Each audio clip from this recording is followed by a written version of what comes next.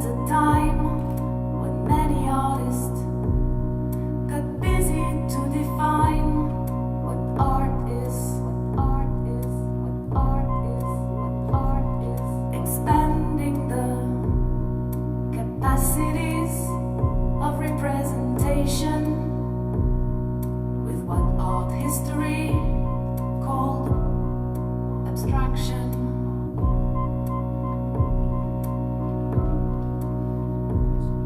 Was it 1915 that this show took place?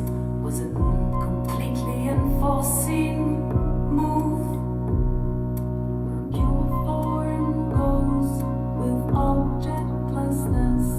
Where pure form goes with objectlessness.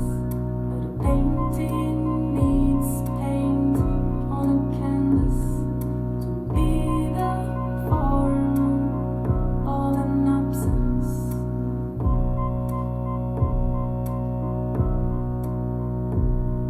And forms are simple, colors are pure. Feels like a painting takes a new departure. It could be from the near future. So in 1915, it's a scandal for sure. This is what he did during 5 years. And then he stopped painting for 7 years. 'Cause what else could you ever pen after doing that? When representation is emptied out, is emptied out, is emptied out, is emptied out. And all is white, all is white, all is flat, all is flat, all is flat, all is flat, all is flat, all is flat. So suprematism lasts only 5 years in painting, and after that he'll apply it to architecture and teaching.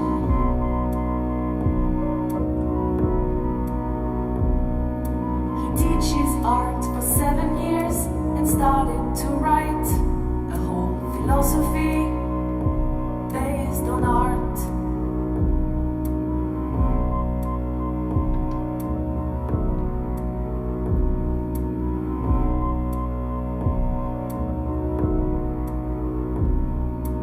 Wrote a full book of theory, a painting-based system of philosophy.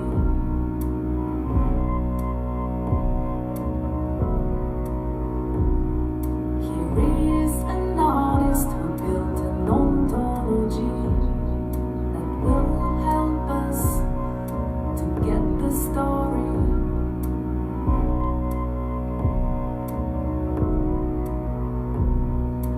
From 1927 and later,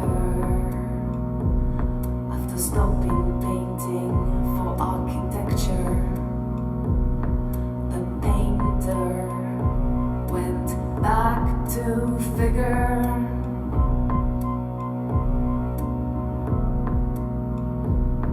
And of figurative paintings, he made a huge number, more than 200 between 1927 and 1935, when he died.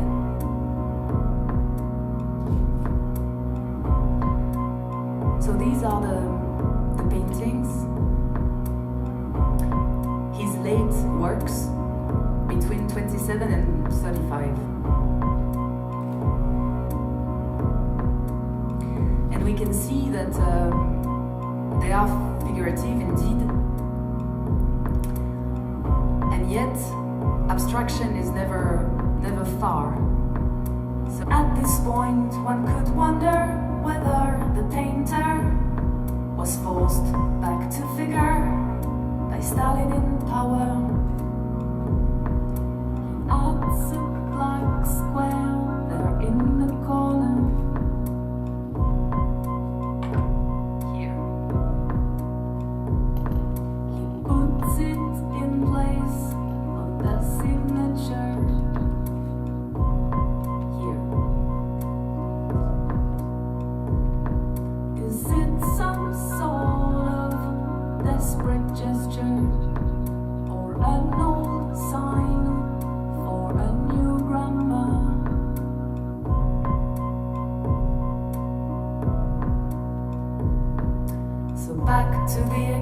station. We're in the last room. It's when you pay less attention since the show's over soon.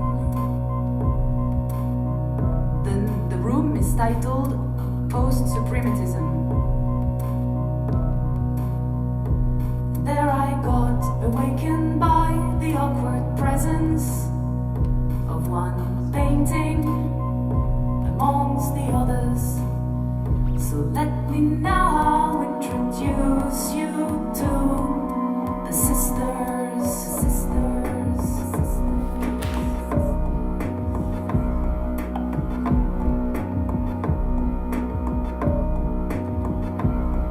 This is unlike painting. I wonder what in this room this canvas was doing.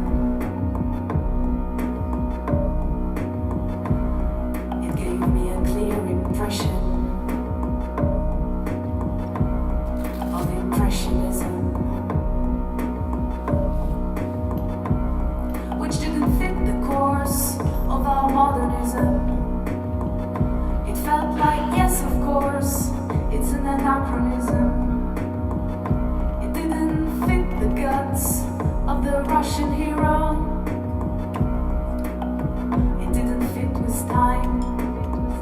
When seen as an arrow, an arrow, an arrow, an arrow, an arrow, an arrow, an arrow, an arrow, it's coming from the sea of time.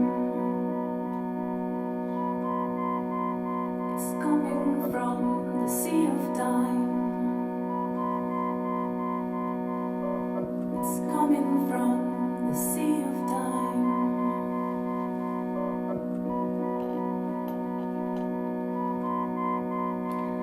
So I find this impressionist canvas in the middle of all these colorful post-suprematist paintings that we saw earlier. And there was a description next to it, so I let you read it.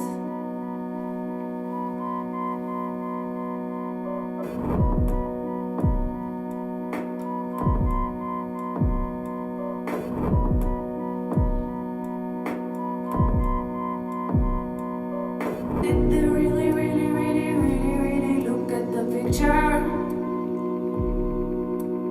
How can they be so sure?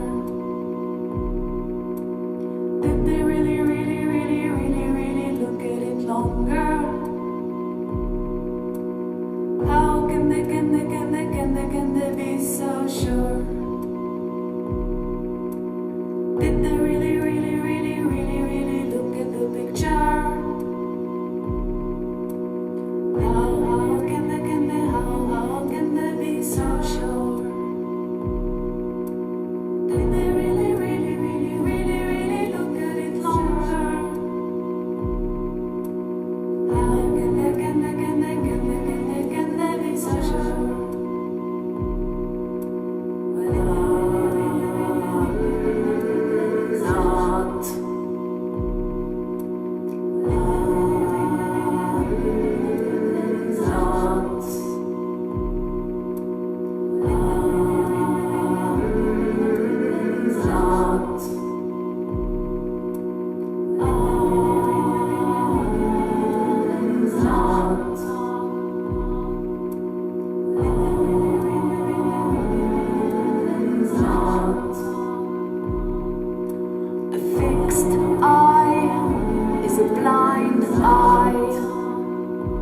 Like a frozen mind is a thoughtless mind.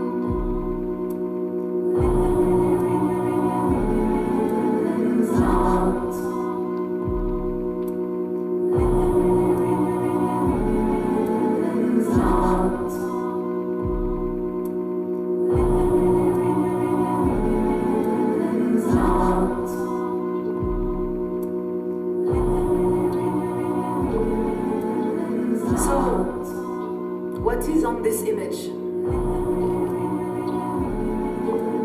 What does it represent?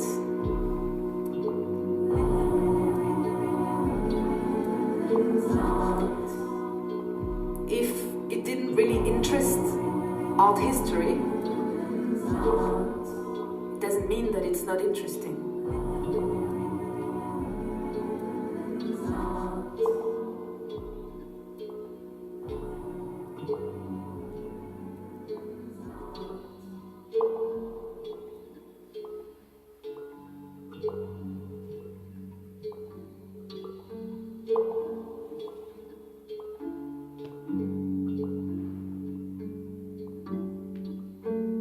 Now let's look at the painting, at what it's actually representing. Not only light, perception or feeling, whether we like it or not, it represents something.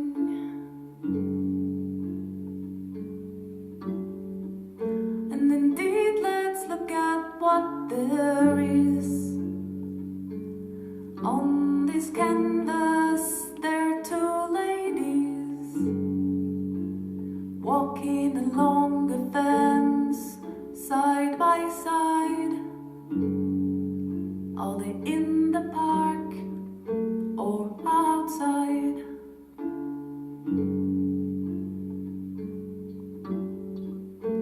The focus is on the two characters in the foreground, in the title, at the center, and they look so similar, but they're not called twins, they're called sisters. By the way, the real title of this piece is not Sisters, it's Two Sisters. For some reason in the museum they decided to call it Sisters, but everywhere else they call it Two Sisters.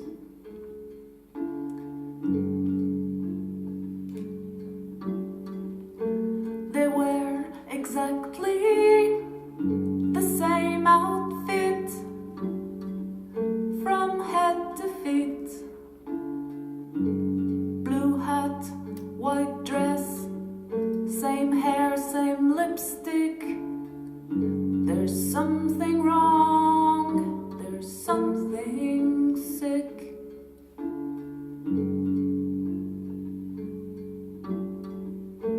The subject of the painting is double, and here sameness creates the trouble. And it seems that there's a direction implied in the composition.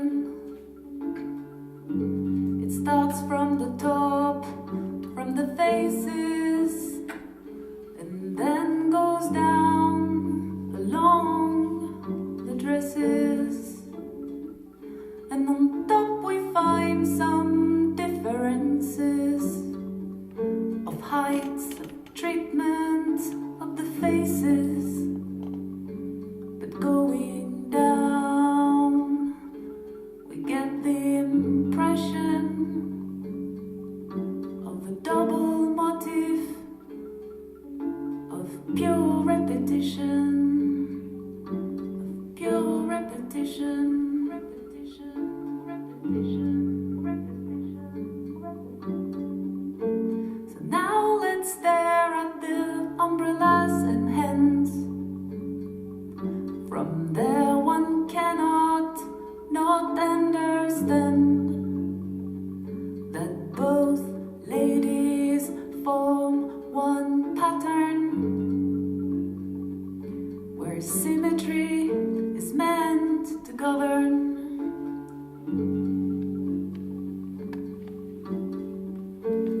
Can you see the cross on the painting as the structure? Can you see the vertical splitting of the picture? Can you see the fence in the middle as the rupture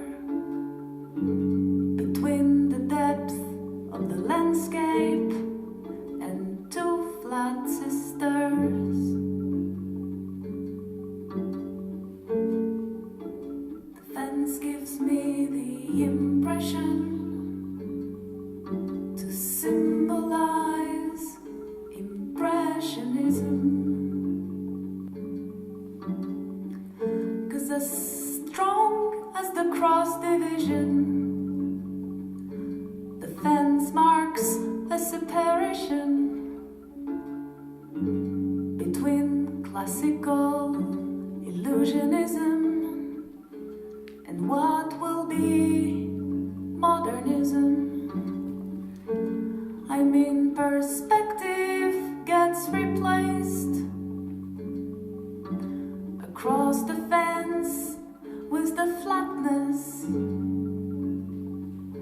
of the subjects in the foreground, pushed forward, detached from the background.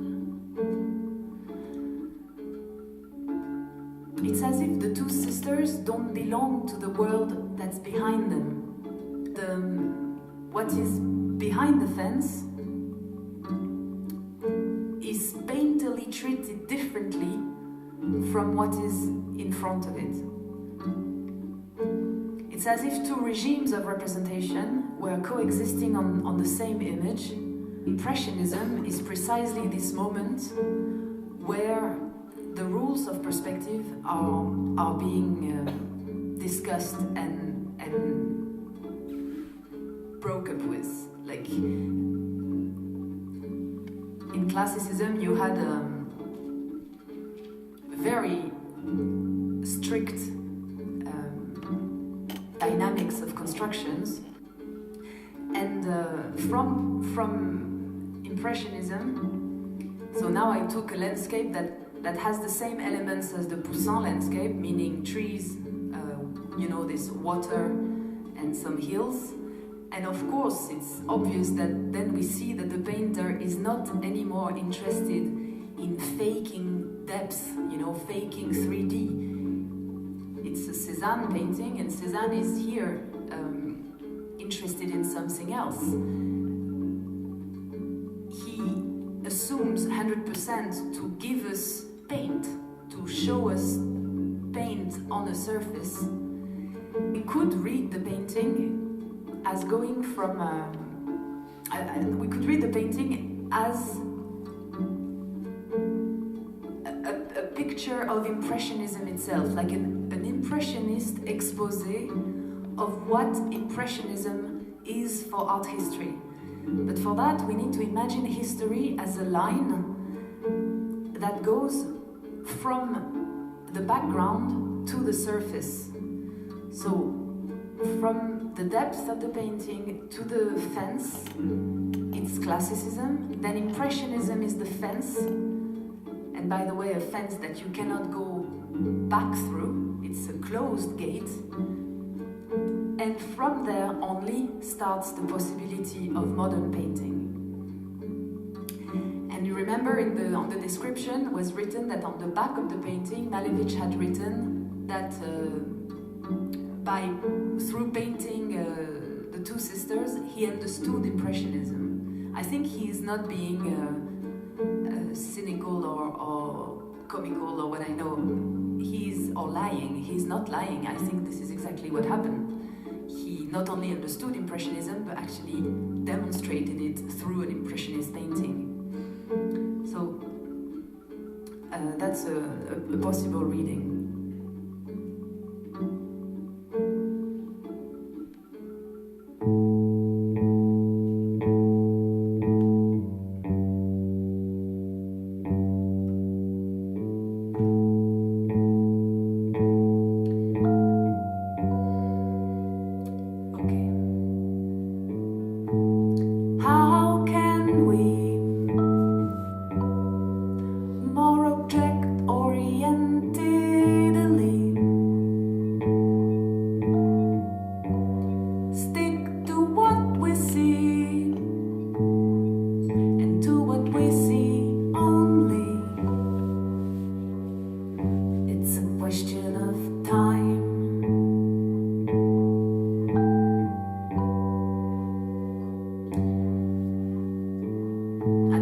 One can see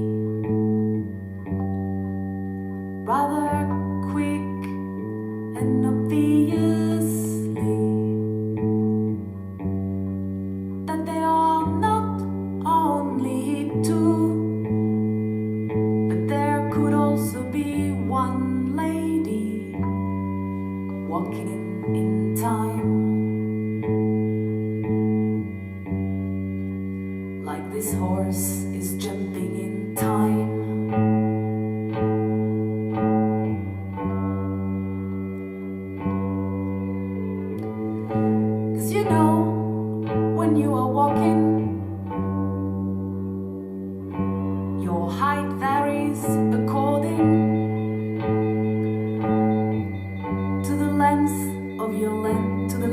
your steps, to the bending of your knees, to the straightness of your spine. And this could explain why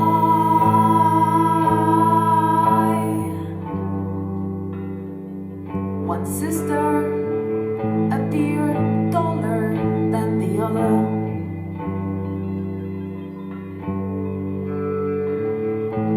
To sisters, this painting makes us see the possibility. 1, 2, 3,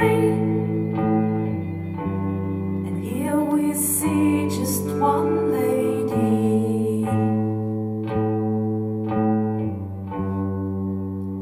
walking in time,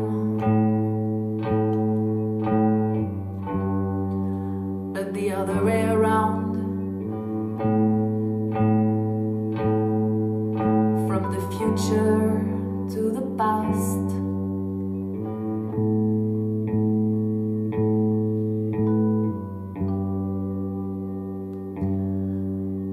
And the faces are rather similar.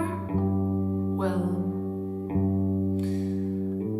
this one's thinner, she looks younger,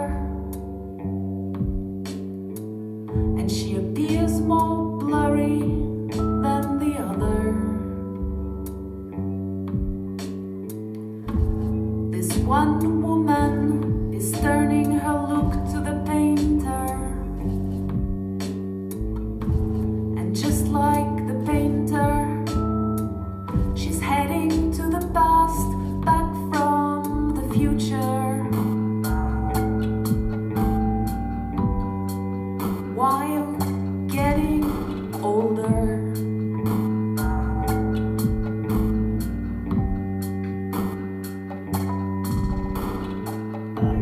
She's walking to the past from the future, while getting older.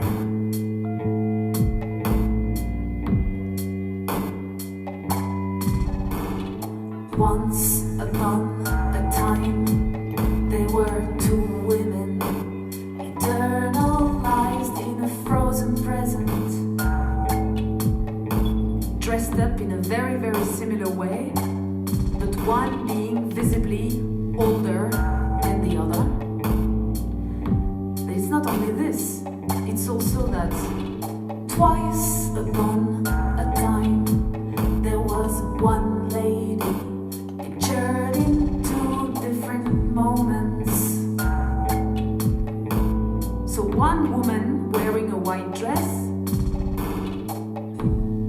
but two moments of her walk and turning 20 years older in one step. No matter which reading is truer than the other, what matters is that both are on that picture.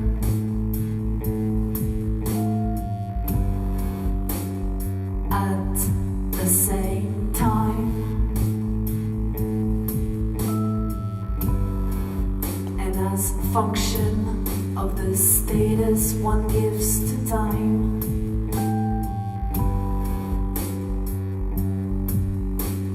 So if we decide that there is no time,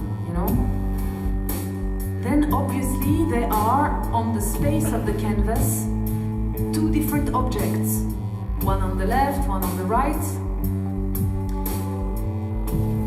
two different characters, and yet they look strangely similar, like fake twins or something. But if, on the contrary, we activate time with our mind, if we make things move, on the image, then we could perfectly see one woman, the decomposition, let's say, in two different moments of the walking of this one woman. One lady represented in the Mudridge way, decomposing her movement into two consecutive instants. both readings coexist on the picture. It's like indecidable. We have an image where there is and there is no time. Simultaneously. And if one wants to see time, if we activate time, what also happens is that in the line the sisters are walking, when in the background the rest of the scene seems to be turning around, seems to be turning around, seems to be turning around, seems to be turning around.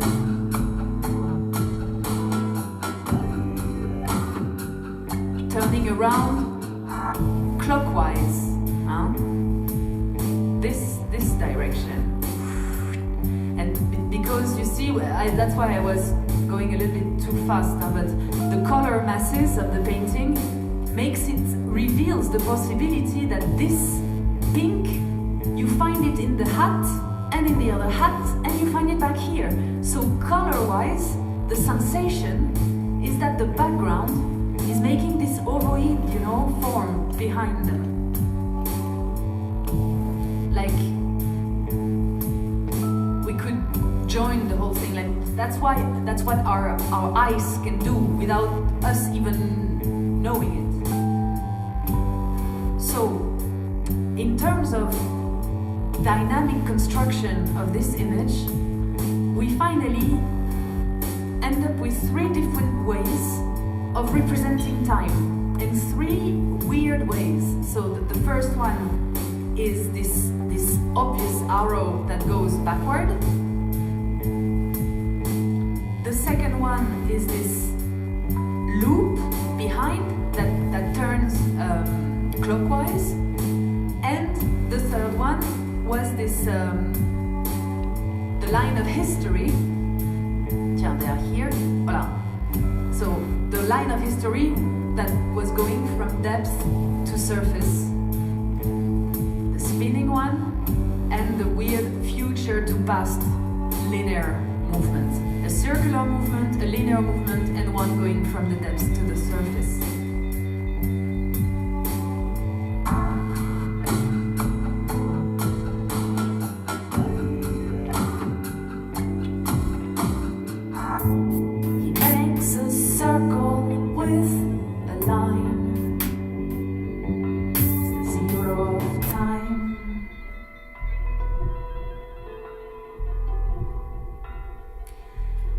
So,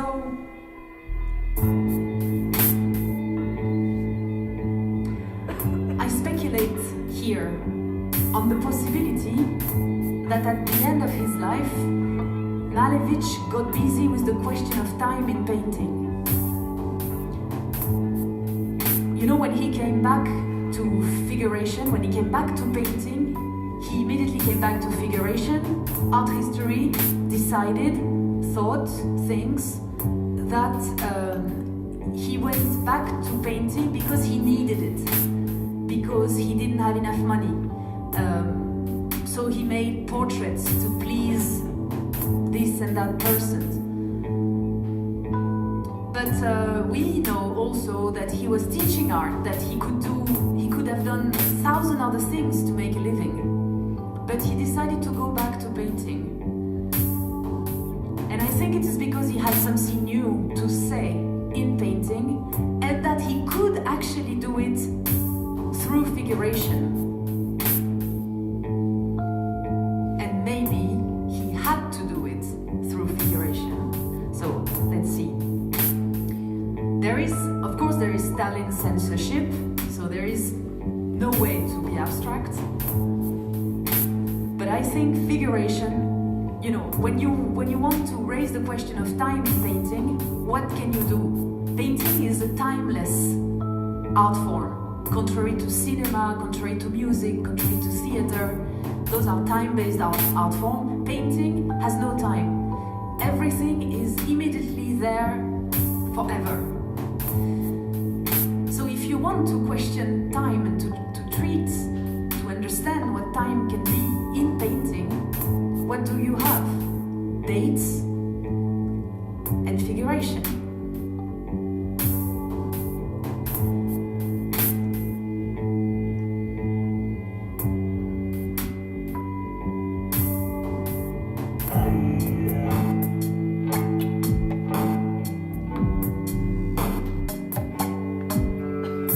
So now we can see the possibility of a pre-conceptual painting, which says what it does by representing subjects that reveals time equal 0, which does what it says by presenting an object that kills the chronology of the show. Yeah. Oh yeah. 0. You're my hero. 0. You're my hero. My point is that two sisters says what it does and does what it says. It defies time in painting. So it says what it does by means of figurative representation, as we've seen earlier, with all these 3 different ways to represent time. What is depicted throughout the representation implies an invalidation of time. You know, in philosophy, here we are, the city of the philosophers, there is this principle called the principle of non-contradiction. When an object is contradictory, it is not. So we could play with this and imagine that Malevich keeps on showing how contradictory time is, because on a painting it can be and not be. So it is not.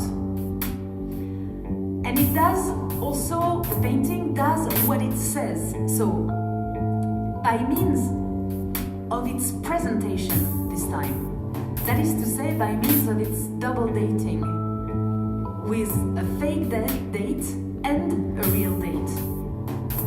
1910, 1930, 20 years between them, just like the potential age difference between the two sisters. I mean, between the young and the old versions of this one woman. So both the two paintings and the two versions of this woman tell us that time makes no difference at all. The painting acts as a painterly demonstration of an ontological absence of time by means of its representation and of its presentation. I think, my friends, that Malevich at the end wanted to make us understand that two sisters stand for a statement, an anthem that brings further his own system. From beginning to end, he'd been busy with one thing, and that thing's called suprematism. Oh yeah. Oh yeah. 0. You're my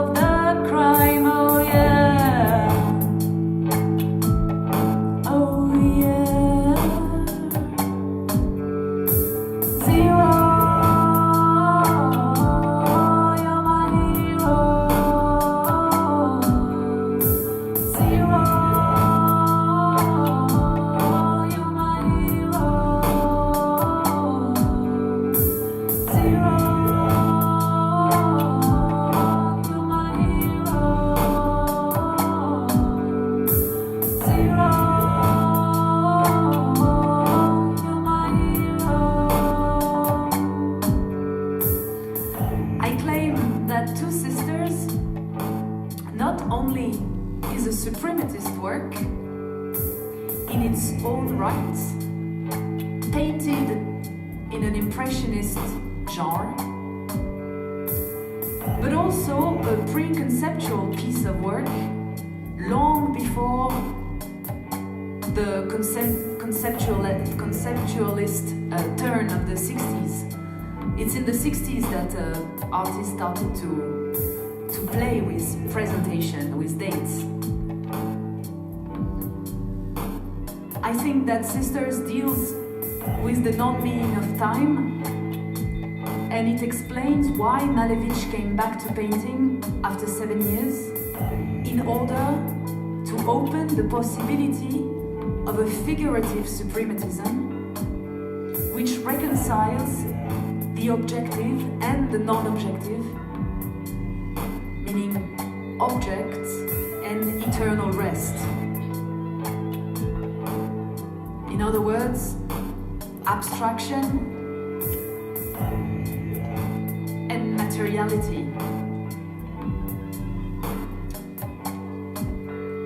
I believe that Two Sisters composes the formal and yet figurative diagram of a gesture of abstraction, which consists in the conceptual destruction of time. In fact, Two Sisters and his late body of works, all this colorful painting, all this part of Malevich's career, should be understood as a radical attempt to revise and expand his own suprematist formalism, to give it another form that would be then now able to account for time and to liberate suprematism from it, from, the succession of ism. Malevich doesn't want suprematism to be another ism after futurism and impressionism, He doesn't want it. Suprematism is supreme. It's not that there will be another great ism after suprematism. For Malevich, suprematism shall know no other end. That's it. So, in order to manage this, and in order also to set painting free again, to set painting free again after white on white, He cannot go further than white on white in his system of abstraction. He stops painting right philosophy, comes back to painting because he has a new idea. He cannot say the new idea. He cannot say it openly because then quick.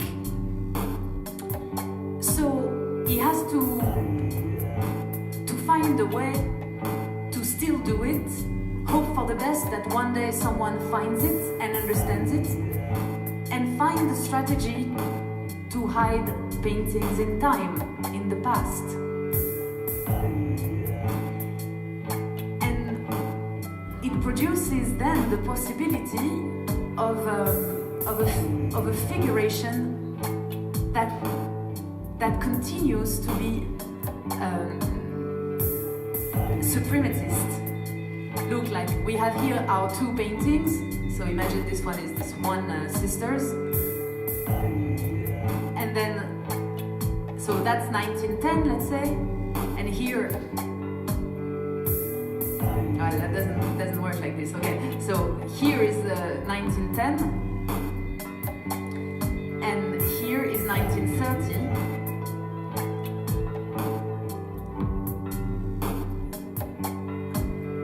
So,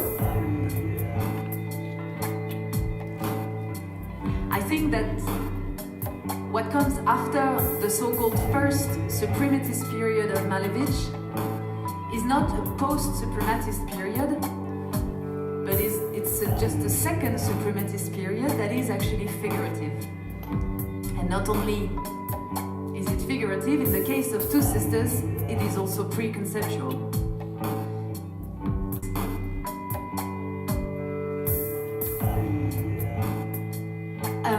I discovered this painting by chance in this Stedelijk exhibition, not by chance, I think, that I could decode it. It is because the canvas gives us the keys to understand it. And it's after 6 months looking at this painting that I finally could see a piece of evidence. You'll tell me. A clear sign on the painting that suprematism was ruling the picture. Like a secret code.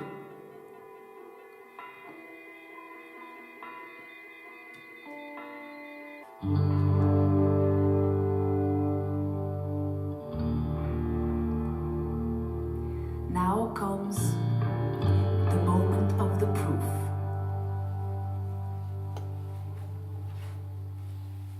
The proof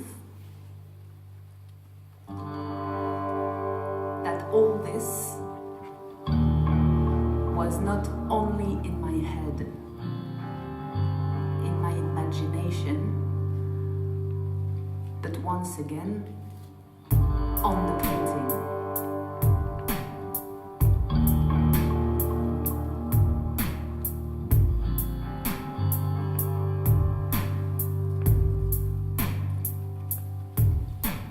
It's not in my head, it's not my imagination, it's where we are led to by this representation. It's in the middle of the canvas. There is a shape that doesn't belong to the scene. There is a form as obvious as it's unseen. It's in the middle of the canvas. White circle is leading us to the middle, to the surface, to an exit door.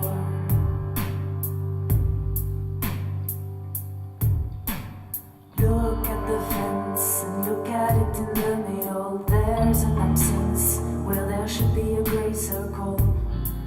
And now find a white one underneath. There is a shape that doesn't belong to the scene. There's a circle as obvious as it's unseen. It's in the heart of the canvas, and it has always been the case. Sisters, brothers, can you see at the center of the picture that there is a key? Come closer, look longer, right in the middle.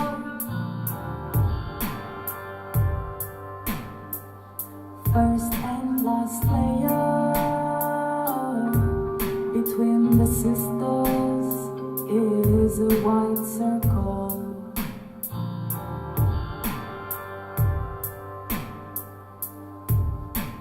The white circle is leading us to the zero of time and space, to an entrance door. Conceive of a world with no time and no object, to be the reminder that there's no further project and that nothing is the law.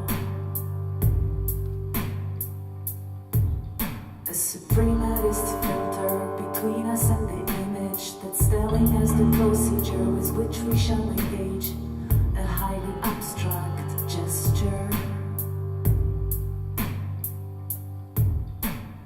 White circle is leading us like to the white of the canvas, to eternal rest. Together with the date, they form an encrypted coding. Together with the paint, they form the completed painting that so far had been missing. doesn't matter whether it begins or it ends. The circle is the very code that forces us to stand by the suprematist mode. Sisters, brothers, now you see the new order that this picture happens to be.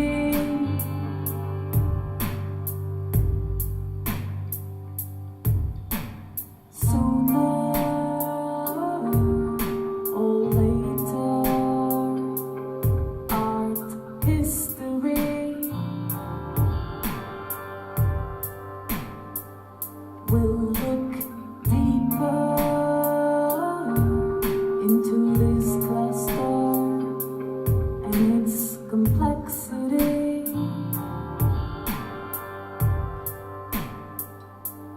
It is the picture that gives answers and allows us to see.